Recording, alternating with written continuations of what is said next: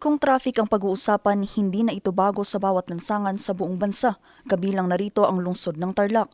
Bagamat nagkalat ang mga CCTV sa lungsod, mas madali man ang pagmomonitor ang kaso. Sa dami ng mga nahuhuling violators, hirap pa rin silang maipatupad ang batas trapiko. Katunayan, umabot sa 8,410 ang lumabag mula July hanggang December ng 2025.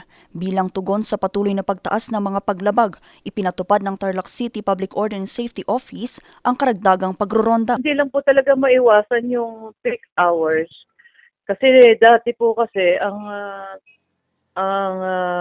duty detail po dito 8 to 5 lang, Monday to Friday. Pero nung nag-assume po yung si Mayor Susan Yap,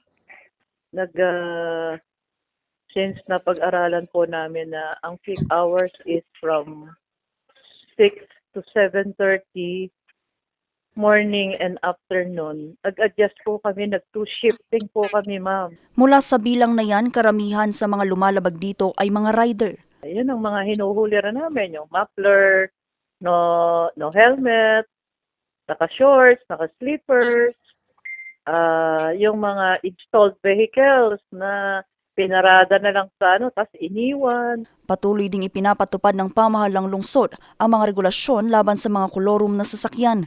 Pinaghahandaan na rin ng pamahalaang panlalawigan ang mga hakbang at pagbabantay sa daloy ng trapiko sa gaganaping traslasyon ng Poong Nazareno sa ika-9 ng Enero. Ang prosesyon magsisimula sa San Rafael Parish at magtatapos sa Nuestro Padre Jesus Nazareno Parish sa Barangay Atioc, Tarlac City. Ito'y para matiyak ang kaayusan, kaligtasan at maayos na daloy ng trapiko para sa lahat ng deboto at motorista. Inaanyayahan ng publiko na makipagtulungan at sumunod sa mga ipapatupad na traffic at safety measures sa araw ng traslasyon. Kasabay ng paghahanda, sarado pa rin sa mga motorista ang kahabaan ng MacArthur Highway sa Barangay San Rafael. Ito'y dahil sa isinasagawa pa rin konstruksyon ng kalsada at drainage system. Magtatagal ito mula Enero hanggang buwan ng Abril.